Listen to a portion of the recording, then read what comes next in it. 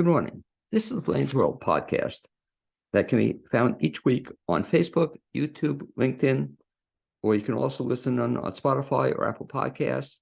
And you can find out more information and listen to previous shows on our website, www.blainesworld.net. I'm your host, Blaine Greenfield, and I'm here in my Zoom studio in lovely Fairview, North Carolina. And each week we focus on positive news and information about people and organizations in both Western North Carolina and throughout the country. And it's my pleasure to introduce today's guest, and he is Gabe Esparza. And I'll introduce you in a second, Gabe, but you can wave to all your fans and friends who are watching this. So if you're watching it, that's Gabe Esparza. And Gabe is the Associate Administrator for the Office of International Trade in the U.S. Small Business Administration. In that role, Gabe is responsible for leading export loan programs, the State Trade Expansion Program, and assisting small businesses in trade. Previously, he served as a public official in the city of Los Angeles, appointed by the mayor to the Board of Civil Service Commissioners, and as vice president of global business development in the commercial payments division at American Express. And he has a whole bunch of other experience. And rather than go into all that detail, Gabe, let me ask you this question. As a kid, you grew up where? Boulder, Colorado. And as a kid growing up in Boulder, Colorado, did you always know you wanted to be an official for the Small Business Administration? Was that your goal? No, I'm not sure how many people grow up thinking that they want to go into government, but it has been an absolutely fun journey, and I'm so proud of the work that we do in the SBA and enjoy all the things that we do, most notably, of course, getting out there and talking to small businesses every week. So it's been the pride of my career to be in the role that I'm in now. So what got you into it? When you went to college, you studied what? Well, ironically, I studied international relations, which is a perfect preview to the things that I'm doing now. So combine my academic experience plus my work experience, and this couldn't be a more perfect role for me today. Now, today we're speaking, you're right now at your home in Charlotte, is it? That's correct. So I live in Charlotte, I work in Washington, D.C., and I travel all over the United States and the world on behalf of American small businesses. Because I was going to say, if somebody like traveling, this is the perfect position for you, I guess. That's right. And we were talking off the air a little bit about Asheville and what brought you into this area specifically.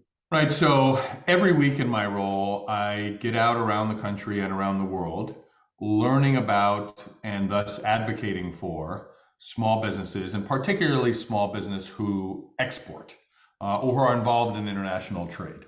And so in wanting to make sure that I didn't neglect my home state of North Carolina, we are on occasion getting out and about here in the state. And there are a number of interesting things going on in Asheville that myself and my colleague, Mike Ariola, who's the district director for the state of North Carolina, are together coming up this week to spend some time with small businesses, learn about, do site visits, learn about their businesses in particular, host some roundtables, meet with other partners who are relevant to the trade ecosystem, meet with local officials, and just generally get a good sense of what's going on in the broader Asheville area so that, again, we can turn around and be good advocates for all the things that these companies are doing in their work. Talk, if you would, Gabe, about when you come to meet with businesses in the Asheville area and throughout the country, how specifically does the SBA work with them or help them? So the SBA broadly is one thing, and then my Office of International Trade is another. So for all things SBA overall, we're engaged in education and technical assistance for those companies that are just learning what it means to be a small business. Second, and probably most importantly for many small businesses, it is access to capital. We are helping them find financing that supports their business and the growth of their business. Unique to the SBA, we of course work on government contracting, so that the $600 billion worth of federal spending, not including military spending, but the $600 billion of federal spending that the U.S. federal government does, we want to make sure American small businesses have access to that, to those opportunities. Fourth, there is there's disaster relief.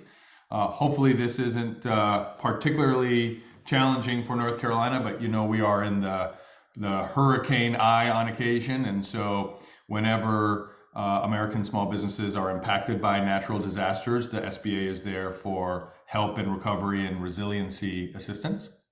And then finally, my office, the Office of International Trade, has several areas. Some mirror what we do broadly at the SBA, and then some are unique to us. So like the rest of the SBA, we do education and training and technical assistance on items related to international trade and exporting. We also serve as an intermediary between the private sector, banking industry, and small businesses relative to financing. But again, it's export-related financing, which for us often focuses a little bit more on working capital than traditional term loans.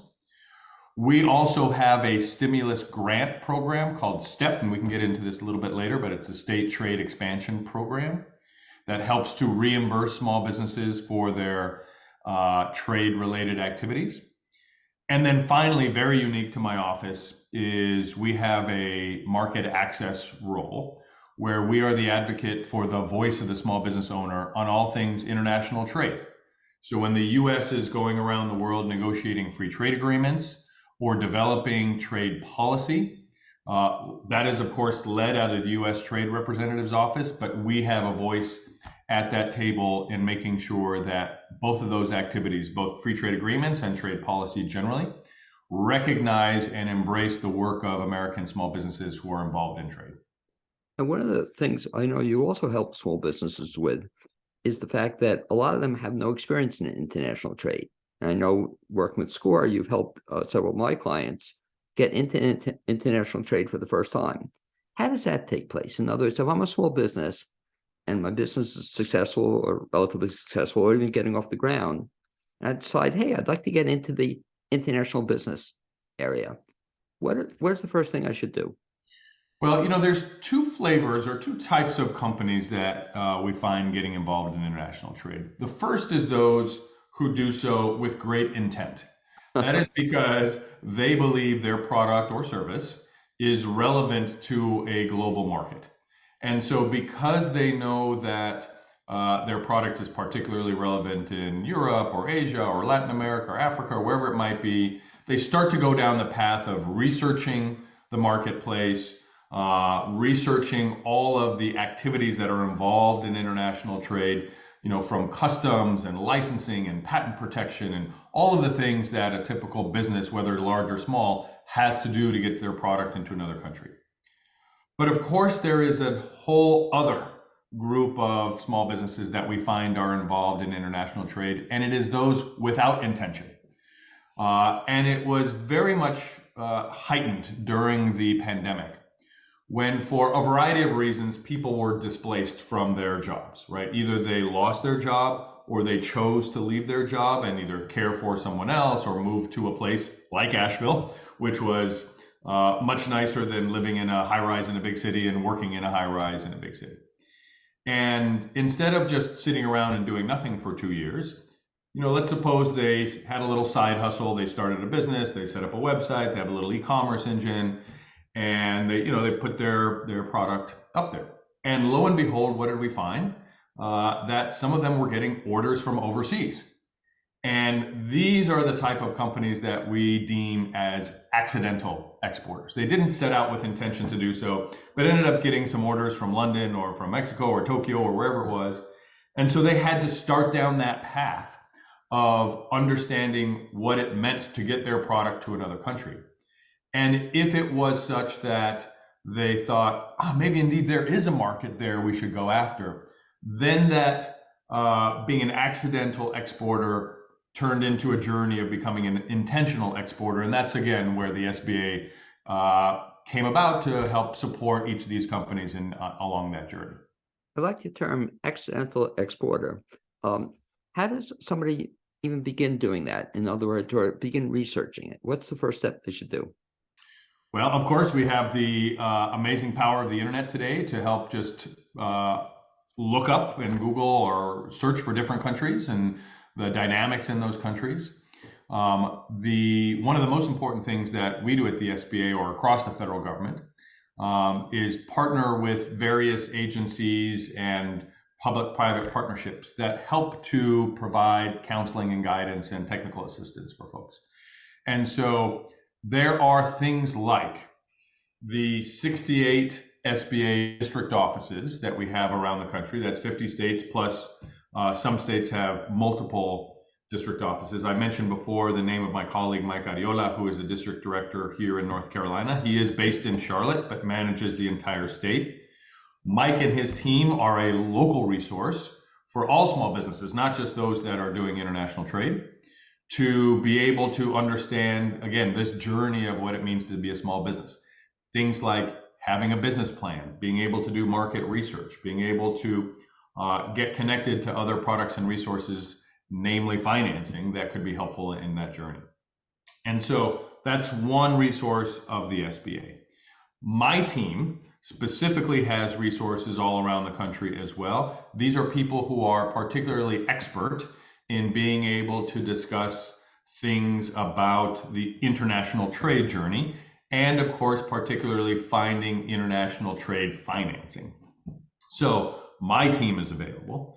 And then you have other agencies of the federal government, namely the Commerce Department and the Commercial Service of the Commerce Department, both U.S. Commercial Service and Foreign Commercial Service. These resources are likewise available and expert in being able to consult with you on what it means to trade with a given country and market research, and importantly, finding a buyer. We'll come back to this in a moment, but finding a buyer is important. So these are some of the resources of the federal government. The state governments have economic development organizations. Here in North Carolina, it's the EDPNC, or the Economic Development Partnership of North Carolina. That's led by a gentleman by the name of Chris Chung out of Raleigh, but they're all over the state as well. And then you have a number of public-private partnerships that the SBA engages in.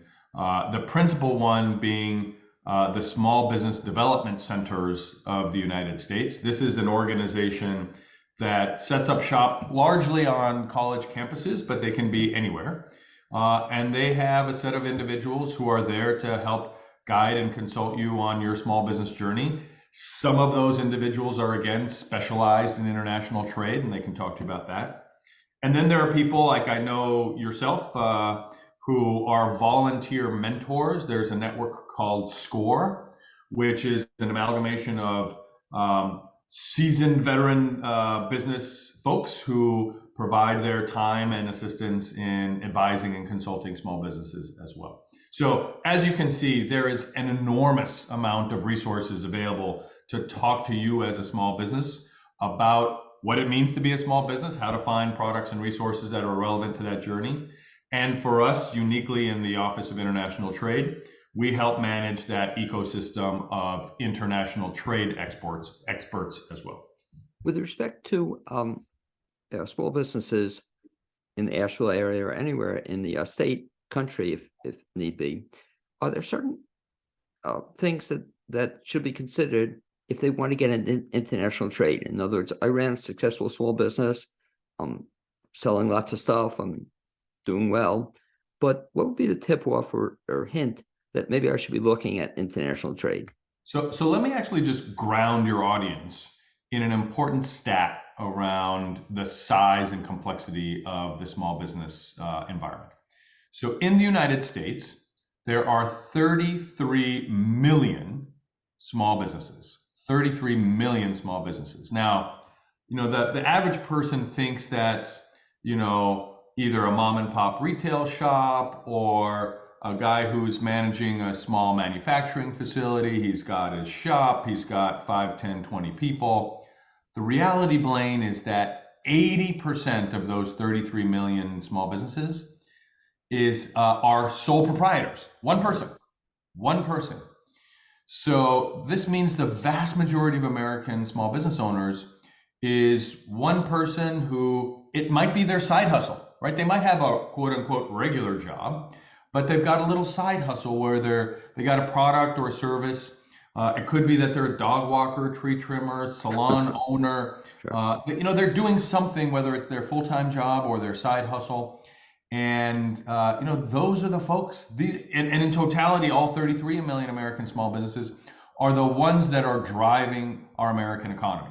So they're the ones that are providing jobs. They are creating innovation, and they are the ones in so many ways leading the American economy. So when the American economy is up or down, it is largely a function of American small business. Now, your question on what are some signs or indicators, or why would somebody want to do this?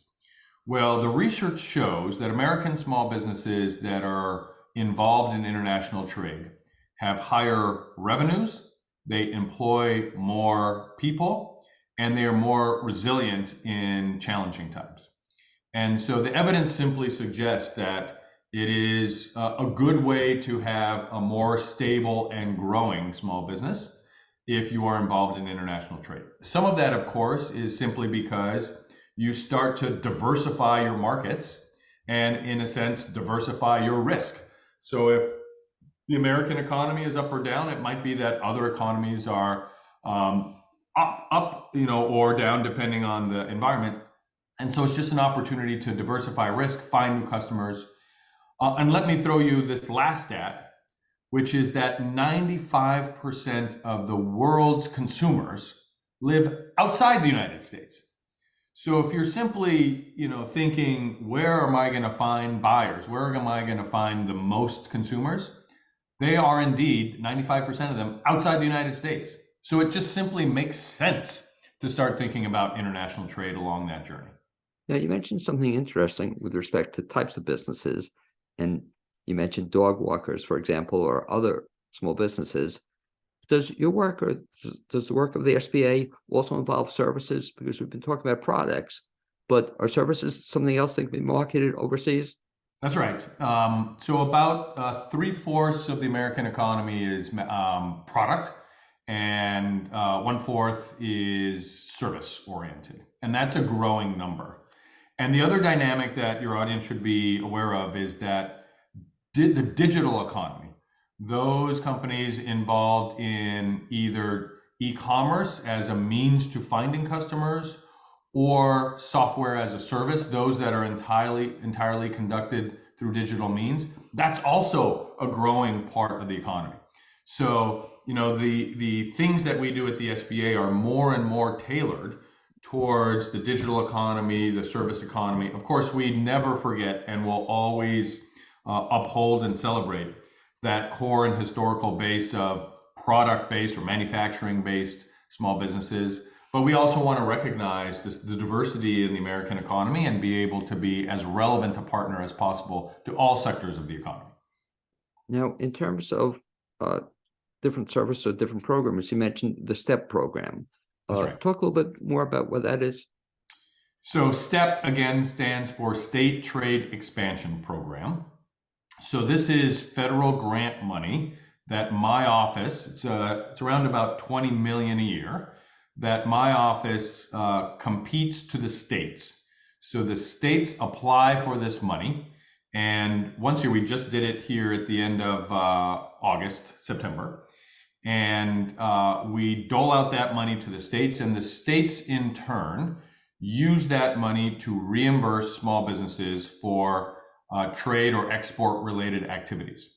So think about things like if you are going on an overseas trade mission, right? Here in North Carolina, Governor Cooper or the Secretary of Commerce often will lead overseas trade missions. And so largely the travel related expenses that go along with going on a trade mission can be reimbursed by this pot of money. Secondarily, you've got trade shows overseas. You ask a company, where do you find a foreign buyer? Oftentimes people are simply going to trade shows where you have a whole group of interested buyers and parties coming together to see booths and visit with different manufacturers or service providers. And so again, the costs related with those kinds of things can be reimbursed through STEP. Then, of course, there are things like translating your website into another language, or filing for patent protection in another country. You even have things as unique and perhaps somewhat complex in that a lot of banks will require that in order to get an international trade loan, that you have something called trade credit insurance, which is the banking world's version of helping to guarantee and ensure that their money, which is going to be by definition more risky with an exporter because of country risk, buyer risk, foreign currency risk, all of these things are insured through this trade credit insurance. And the premiums that a small business pays for trade credit insurance can likewise be offset by this pool of STEP or state trade expansion program, stimulus and grant money. And here in North Carolina, it is again the organization that I mentioned earlier, the EDPNC, or the Economic Development Partnership of North Carolina, that is the fiduciary or the holder of this money. And so getting involved and getting in touch with the EDPNC is the way to go. Although again, my team and Mike Ariola's SBA district office team can also help point people in the right direction with that. I think what you're saying there is kind of a key, because listening to you, I'm kind of impressed. A lot of good stuff out there, but it also sounds a little bit overwhelming to some folks, or to a lot of people. And so I guess the beauty of working with the SBA is it's almost like sort of like a one-stop shopping center, that if I go to work with you or Mike or whomever you choose, you can then point us in different directions as opposed to trying to find this myself. That's right. And you know, this is an important, I'm glad you brought this up, Blaine, because you know, when most people think about working with the federal government, there is a stereotype, an impression, a generalization that it is this enormous and complex bureaucracy that perhaps is only set up to serve big business. And in fact, the SBA exists simply and solely to work for and on behalf of those 33 million American small businesses. And so part of our work is not only the availability of these resources, but it is also changing the impression, changing the sentiment that we are here to work for you. We are your American government. We are your American Small Business Administration, and we are here to work for you. And even those 80% of the 33 million American small businesses that are sole proprietors, one person, we are there to work for those individuals who have a small business. And so again, whether it's just simply consultation, guidance, and advice on what it means to have a business plan or find financing, or in my case, you know, get involved in international trade, or to you know, do all the other things that help connect small businesses with the resources that can be helpful to them on their journey, that's what we're there for. So to be able to be in contact with us, for somebody on our end to pick up the phone and say, yes, what can I do for you? That is part of our work at the SBA as well, as changing that mindset and building a different sense of what the SBA is. And so, as you can imagine, our job is not only having the products and resources and people available to do that work, but it is also the marketing, if you will, or the awareness raising that helps to just simply inform American small businesses about what those resources are, but also to change those impressions a little bit about what the federal government does for you. Gabe, talk a little bit about also what you mean by small business, because you mentioned entrepreneurs, single proprietorships, but a small business in terms of the SBA definition is what? Yeah, I wish it was a simple definition. It does depend on the segment. You're familiar with the NAICS codes, the industry codes that each company falls into. So whether it's telecommunications or agriculture or manufacturing or what have you, each of those has a different definition of what a small business is. But I'll tell you very simply that it's a function of either revenue size or number of employees. So all of this can be found on the SBA website, sba.gov, as simple as that, to find out what the small business definition is. But I suppose that most companies are going to know whether they're a small business or not. And obviously for those people who are sole proprietors, but even as the business grows, with 5, 10, 20, 30 employees, that's still a small business. And even as you start to have millions and millions of dollars of revenue, for a while there, you'll be categorized as a small business. But the important point here is we like to see small businesses grow. And in fact, we consider it a sort of a celebratory moment when we see people stop using our products and services of the SBA because they've grown so large that they're now effectively medium businesses or even getting to be large businesses. So we like to see them grow up and grow out of the things that we do at the SBA. Talk about two things that you're mentioning as well. The first being the person working with the SBA. How often are they just a single proprietorship? Ballpark figure, what percentage would you say are single proprietors? Well, for the SBA overall, I would defer to Mike on that for what Okay. the North Carolina District Office does overall. But you remember what I told you earlier about international trade is it is more likely that a company involved in exporting is an employer of people. It has larger revenue size, and it's just a more dynamic organization. So it is more often than not that my office is engaging with small businesses that are larger and do have employees and have significant revenue sizes relative to the rest of the small business world. So we're used to having a little bit larger, more complex, grown up and employing people type of small business. And also discuss, if you would, something else that I think people have a misconception of with respect to the SBA, and that is in terms of some of the resources you mentioned that are available, or financial resources as well. But I think people need to know that you just can't call the SBA or the Small Business Development Center and say you have an idea for a business and you have no capital in it. You're not willing to put up any of your own money, and you want this loan. I guess you get some people like that who come to you. They just want money off the top of their head. Do you get that? Sure. Obviously there are people who think, we provide startup capital, and Right. that is not the case. Which, by the way, interestingly enough, in my travels around the world, other governments do provide investment capital to small businesses. But, in our American capitalist society, we believe that the private sector is the appropriate and more robust source of capital for small businesses. So whether that is just going to the bank and getting a loan, or for those companies who are raising money and want to go out either in the angel investor environment or the venture capital ecosystem, or as they grow up into the private equity space. Obviously, someday if they become public, you have the public markets which provide capital. That is a much more well-oiled and efficient marketplace, we believe, as the American government, than the American government itself being an investor in small businesses. So we don't do that, but ironically, some countries around the world do, and we could have a separate and longer debate about whether that's the right idea or not, but that is not something that we at the SBA or across the federal government that we do.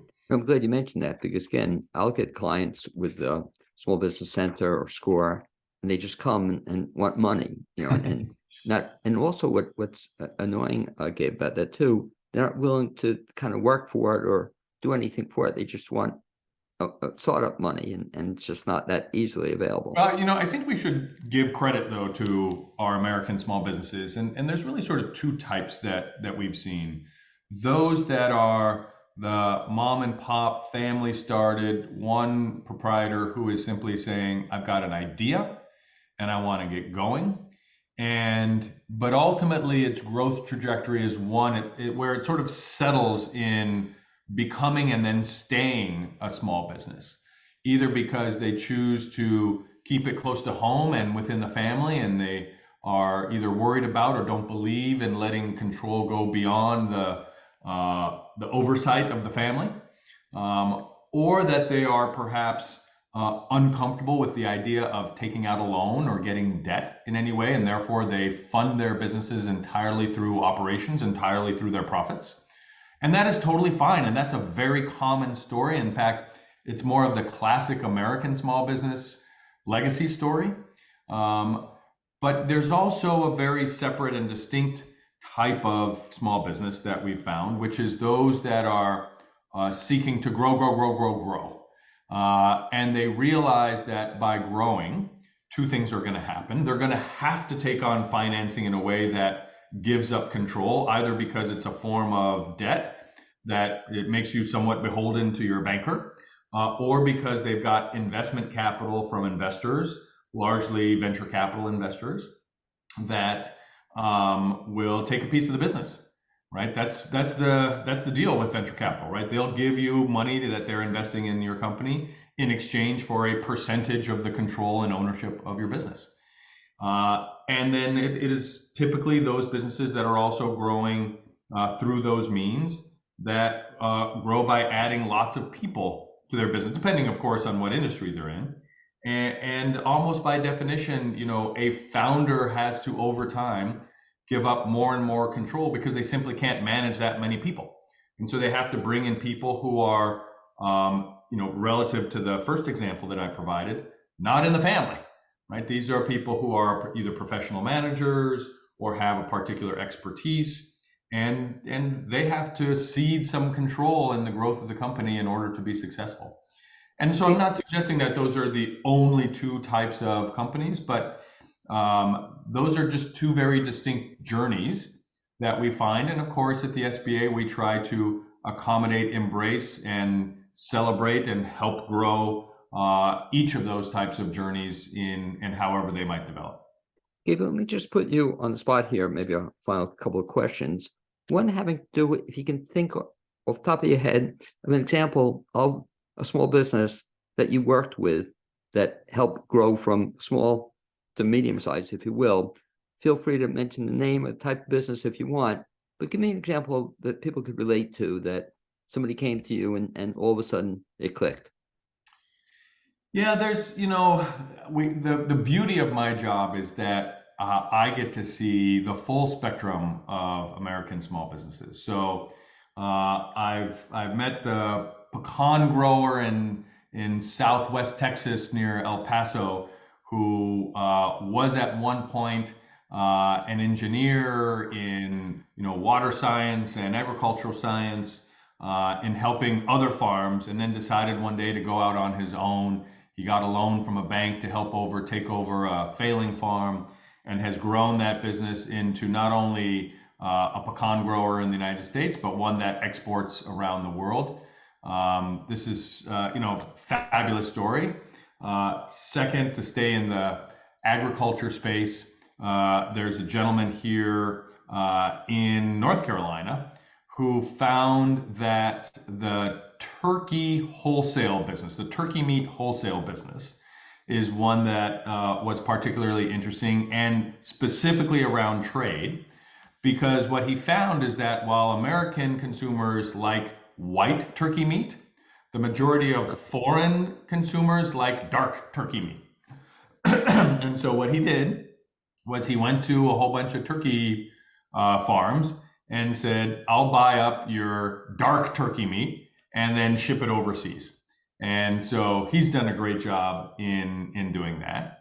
And then we find example after example of manufacturers who are not necessarily manufacturing consumer goods for retail, but what we call B2B or business to business goods, part of the supply chain of another larger company, in which they're making a component, whether it's a valve or a pump or any other widget that you can describe, and they're selling that to larger companies overseas. And so each of these journeys is very similar. Of course, I should not neglect any of the service-oriented companies that are a growing part of the economy, again, the digital economy. But each of these journeys is uniquely and in just a fabulous way an American story. And we are so proud at the SBA, and I am so proud to lead the Office of International Trade in supporting and celebrating these American small business. And so to get back to where we started, I'm going to be in Asheville this week in order to do a number of site visits, to go and visit manufacturers and small businesses that are located in and around the Asheville area to learn a little bit about their business and their export journey, and where we at the SBA have either been a part of that story or could be a part of that story. We're also doing a number of small business roundtables to hear from small businesses where their journey has been great and where their journey has been complex, and what we at the SBA, and particularly the Office of International Trade, might do to be better partners in those stories. We're there to meet with our the ecosystem of partners, whether they be financial services companies or the small business development centers and the SCORE mentors, all of those ecosystem partners that are in the journey. And then, of course, local public officials, so that we can hear from them about the Asheville economy and the broader Western North Carolina economy. And so these journeys and these visits for us, and for me in particular, are important. Not only do I do them locally here in North Carolina and places like Asheville, but I do so around the country and around the world. In fact, this last week, I was over in Great Britain, talking with both the UK government as well as British small businesses about international trade between our two countries. And so this is the wonderful diversity of my job as well. I can be here super local, talking to a very specific small business about their export journey. And then at the same time, I can sit across the table from another government advocating for small businesses. So it's been a wonderful journey, a wonderful job. I absolutely love it, but look forward to getting out there to Asheville this week. And Gabe, a final question in terms of if folks want to get more information about any of the bunch of different stuff you talked about today, what's the better first step? So for those folks that are interested in international trade, our website, sba.gov/international, sba.gov for all things SBA related products and services, but for those particularly interested in international trade, sba.gov/international was the clearinghouse for all of our information. And through that, you'll be able to find not only information on our products and services, but either a telephone number of somebody you can call, generally at our office in Washington, D.C., or locally. We have a gentleman here, Dan Holt, who works out of Charlotte, but manages our North Carolina international trade work here locally. And the same information for Dan locally can be found on that same website.